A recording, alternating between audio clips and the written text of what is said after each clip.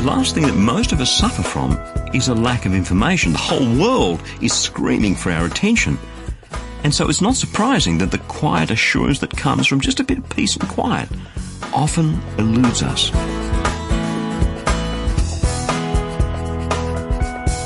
Hi, I'm Berni Dymet, and welcome to the program today as we take a look at taking some time out from a different perspective.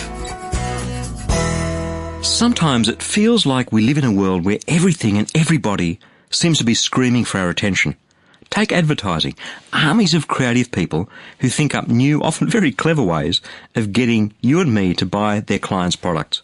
The supermarket where Jackie and I go shopping, has large advertising stickers glued to the floor in some of the shopping aisles. So many people have the TV blaring every minute of every waking hour. So many people go to work, lurch from one meeting to another without a break, without time to stop and reflect. Our senses are being bombarded with thousands of messages and signals and ideas and requests and directions every day. And without knowing it, it ends up being like a huge weight that we carry around. No wonder so many people are so exhausted. If only we could put the weight down, take a break for a while, and then keep going.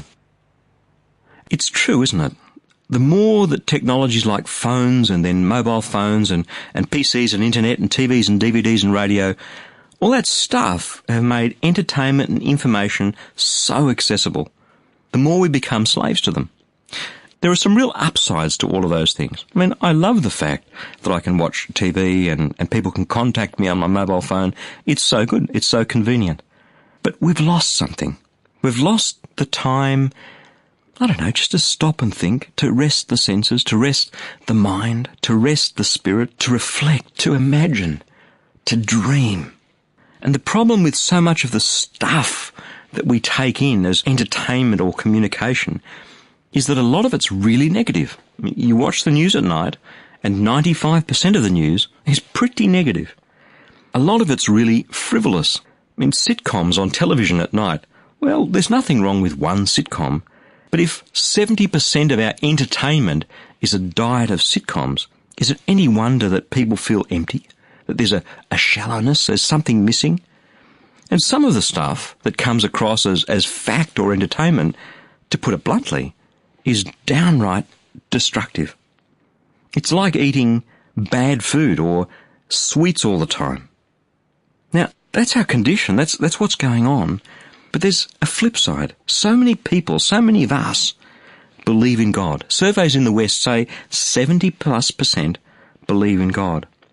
But I wonder whether it's a real relationship, a real thing in life, or whether for a lot of people it's a kind of a pie in the sky when I die type of distant sort of faith thing. And we have this belief or this faith on the one hand, and we have this whole need for rest and for peace and for joy and for wholeness on the other. But a lot of people just never connect those two things. It never occurs sometimes to us to connect those two things in life. One of the things I love about the Hebrew culture is that they think and they speak in pictures. A few thousand years ago, there was a little passage written that's in the book of Psalms in the Bible, Psalm 46. And the writer wrote something like this. He said, look, even when the earth's shaking and the mountains are falling into the sea, even though the waters are roaring and foaming, even though the nations are in uproar and the kingdoms are tottering, even in the middle of all that, God has something to say. A beautiful picture. In the Hebrew nation, those people were not a seafaring people. So the idea of mountains falling into the ocean and waters roaring and foaming, that's a real fear, turmoil thing. And the writer says, in the middle of all that fear and the turmoil that life brings, God has something to say with a voice that melts that all away. It's like a river of gladness running through a city, with a power that stops wars and calms oceans. God has something to say into that condition, and it's this: be still and know that I am God. In that big cacophony of noise that we call life, where everyone's screaming at us and yelling at us and things are happening and mountains are falling into the ocean and the entertainment's blaring at us, in the middle of all of that, a still, small, powerful voice whispers into our hearts with unmistakable power. Be still and know that I am God. Just stop, and pause for a minute.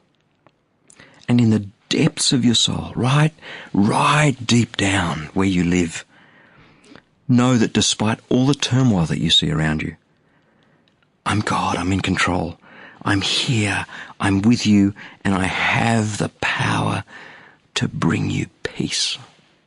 With that one small statement, God connects one of our deepest needs, the need for peace, for quiet, for assurance, with the spiritual reality of who He is, of His love and His power.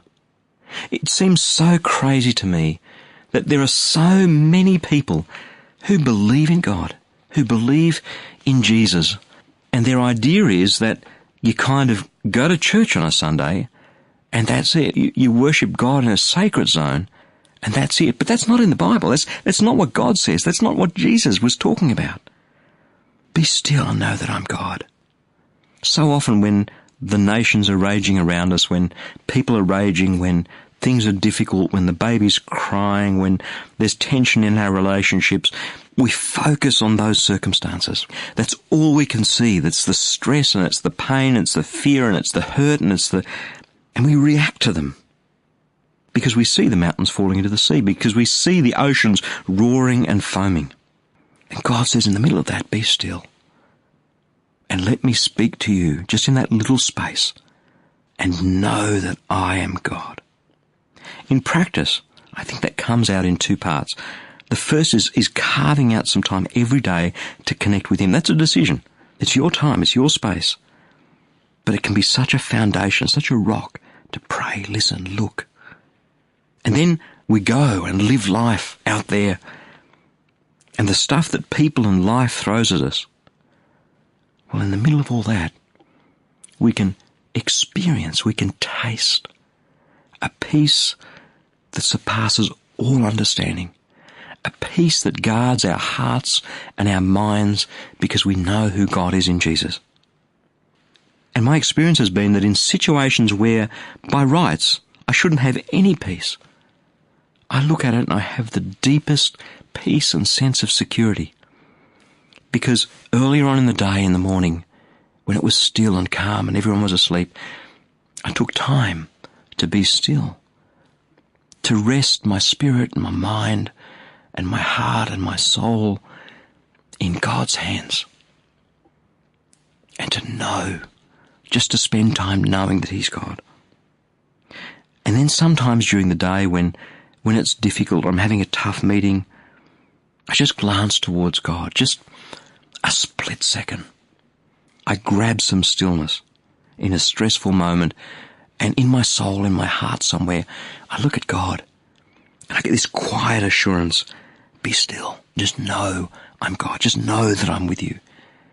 Or when I'm riding the bus into the city, or I just take a little break and go for a short walk, or whatever. A quick glance at Jesus, a pause, a look, a smile in the soul. God wants us to know something. Be still. Be still and know that I am God.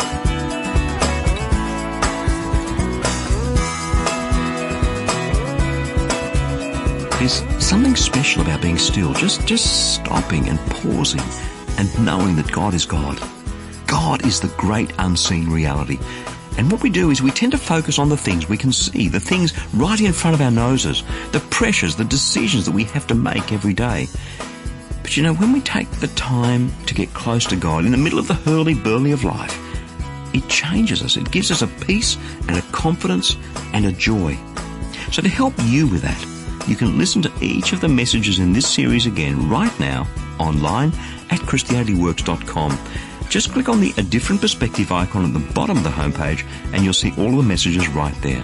And while you're there, check out the treasure trove of free resources like the Christianity Works Daily e-devotional, words of inspiration, hope and encouragement delivered right to your inbox on your smartphone or your tablet or your computer each weekday. It's all about helping you to live out each and every day in the victory that Jesus came to give you.